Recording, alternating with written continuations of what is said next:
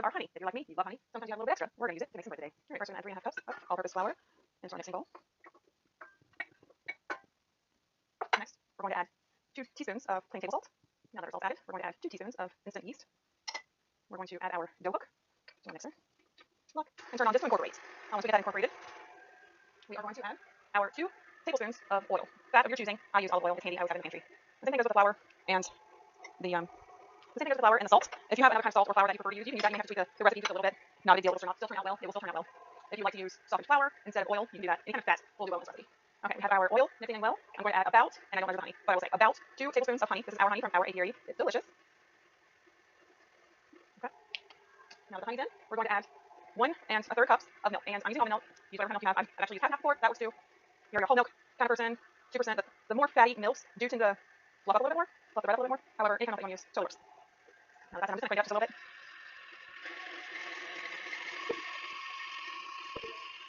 And you may be like me. Right now I'm going to have to scrape down the sides of the bowl. That flour, for some reason, it's just not getting in there yet.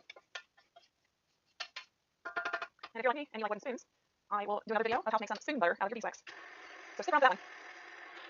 Okay, and I'm just going to wash this mixture. And what we want to watch for is a mixture that's sticking to each other. It's not sticking to the bowl anymore. And it's not really tacky when you touch it.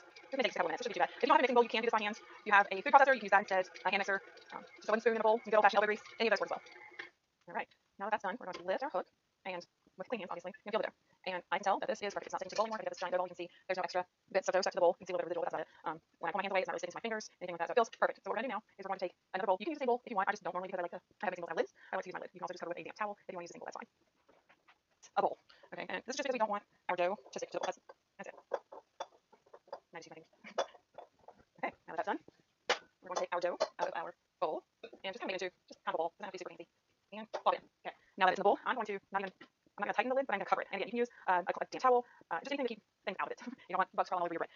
And now we're going to wait. So we're going to let it rise around 2 hours. Could be a little more, a little less, depends on how warm it is, the moisture content, things like that. But basically, you want to see the dough through the bowl. That's why I just transferred to this glass bowl. You want to see it at least double in size. And the more that your bread rises and doubles and triples even, the fluffier your bread is going to be. You already have this dense rock of bread. Okay, so we'll come back in about 2 hours or so, and we'll check our bread in. Okay, guys, we're back. And I'm going to take the lid off and show you how much it's risen. This is about double, which is what we're looking for. It's filled a little more than half of this bowl. What we're going to do now is we're going to punch it down, get the big air pockets out. We'll sprinkle a little bit of flour on my counter here, yes, it's clean. And then we'll shake it a little bit, cover it again, let it rise for a little bit longer. Okay, so punch it down. All right. I'm just going to fold it up just to make it a little bit easier to get out of the bowl. This isn't really necessary. Okay, get the bowl out of the way. Sprinkle some flour. Doesn't have to be a ton. You really just want it to not stick to your counter or whatever surface you're working on. And I like to spread it around just a little bit. Okay, shake it into a ball just a little bit.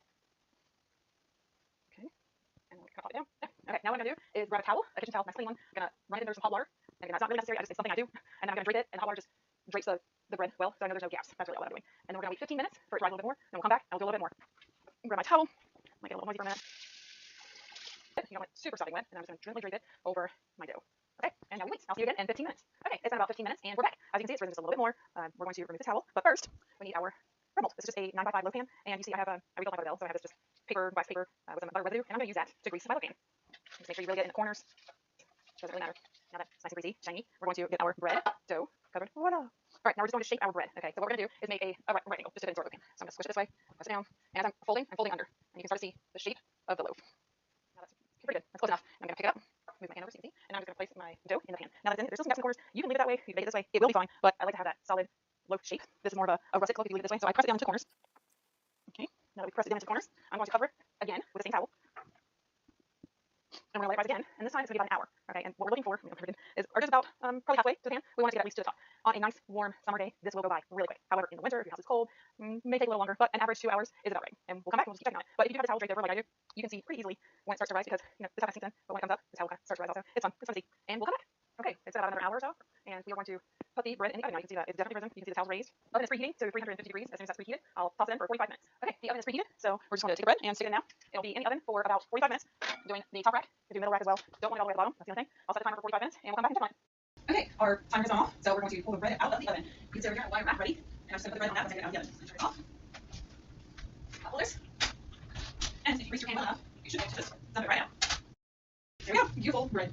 Okay, and that was it. A little bit of time, a little bit of energy, and a little bit of honey. And you can have some delicious homemade bread. Hope you enjoyed the video. Let us know in the comments if you make some or have any questions. And if you do make some, take a picture. We'd love to see it. See you next time on APRE.